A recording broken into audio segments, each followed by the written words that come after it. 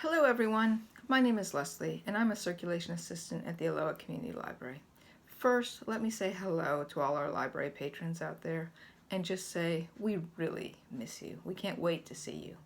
So, for the time being, what we're doing is bringing ourselves to you virtually. And what I'm going to do today is I'm going to read two poems that I've written. Both of them are pretty recent and I wrote them during this pandemic period. I keep my poem writing pretty simple and I use just basic things. I use a plain pencil for writing and I just use plain white paper. I get distracted by the lines in the notebook and I like the blank page. So, the first poem I'm going to read for you today is called Chuck It Erratic and it is about my dog. Chuck It Erratic. Sounds appropriate for the world of today. It is nothing but erratic, and let's be honest, we would chuck it. The weather has been divine, sunny, warm, and summer-like in March. The air has felt clean, really clean. Less traffic, less pollution. I can smell the clean. Strange. A positive in this global pandemic, a slight sliver of hope and optimism.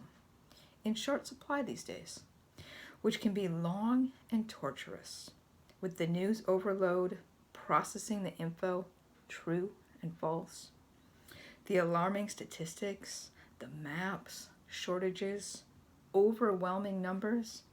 It can all be too much. It is too much. Go for a walk. After all, the weather is glorious. What is going on? The weather gods crossed wires somewhere. My dog, a doodle, is always eager for a walk. She enjoys having extra people home all day, but I am the usual dog walker.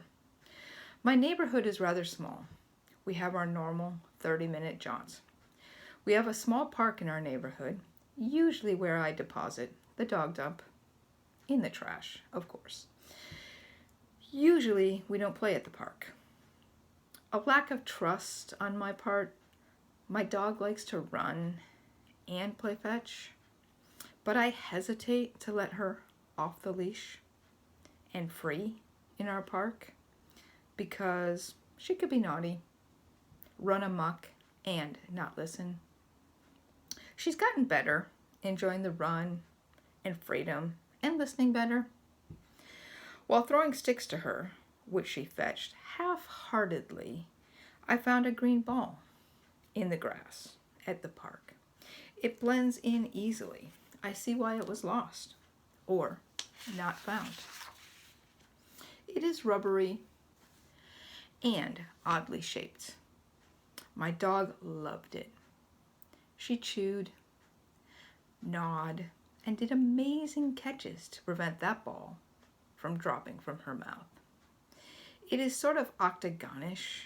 It bounces weird, entertaining my dog endlessly and fueling exuberant fetch. She was so utterly happy. This made me happy. What pandemic? Literally, our walk had just begun. So onward. My dog carried that ball for the next 30 minutes. She and her jaw, and likely her brain, were so happy. She only dropped it briefly, with the ferocious barking of another dog at her. Otherwise, she carried that thing, that weirdly shaped ball. That Chuck It Erratic all the way home. Very out of character, but what joy. Oddly enough, this was the second such ball we had found at the same park in a matter of days. My daughter had found one also. Actually, I thought we had refound the ball, but I was wrong. It made me tremendously happy to see my dog exhibit such joy over a simple dog toy I had never heard of. A few days later, my husband found another Chuck It Erratic. We now own 3 balls. Wow. What is going on? Who is losing so much dog joy in our neighborhood? Regardless, I am grateful for the little joys and moments of happiness during this pandemic. Here's my dog. Not sure how well you can see her. And just to show you, this is what the Chuck It Erratic looks like. It is an odd shaped ball. Very rubbery. Okay, and I have one more poem to share with you. This poem is called Stretch. Stretch. The feel of a crisp new book. Smooth, pristine, and full of promise. The anticipation is palpable. What awaits you? You relish the book's heft, its physicality. The words, the writing, the story, the staggering work before you. Hours of toil, characters developed, plot lines charted, scenarios scripted, executed and revamped. Words and sentences reworked, edited, revised, and reconstructed. All before you as a reader in the shape of a book you hold in your hands now. Remember your joy when you scored a new book from the library upon its release? You feel privileged, special, and chosen.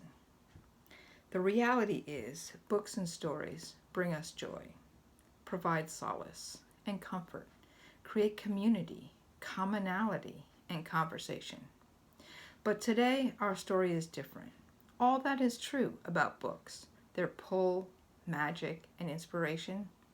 But our beloved libraries are shuttered, physically closed by a pandemic, a once-in-a-century pandemic. Dear library users, we did not see this coming. It is shocking, sad, and devastating. But us library folks are resilient. Like our communities and patrons, we rise up to the challenge. We think differently, provide alternative formats for our beloved books. Hello, Libby. We learn new tricks, go virtual, electronic, Zooming, sharing, collaborating, plotting, and planning. For you, our library community, we stretch, stand tall, innovate, and go to you. The times have changed, circumstances are different, but books will always be beloved, important, essential even. Keep reading, sharing, learning, escaping, talking, and storytelling. We are resilient. We honor the books and ourselves, tell the stories, and stretch. Thank you. I wrote the last poem thinking of all of us as we have had to stretch ourselves and do things differently in this time. I hope you stay safe.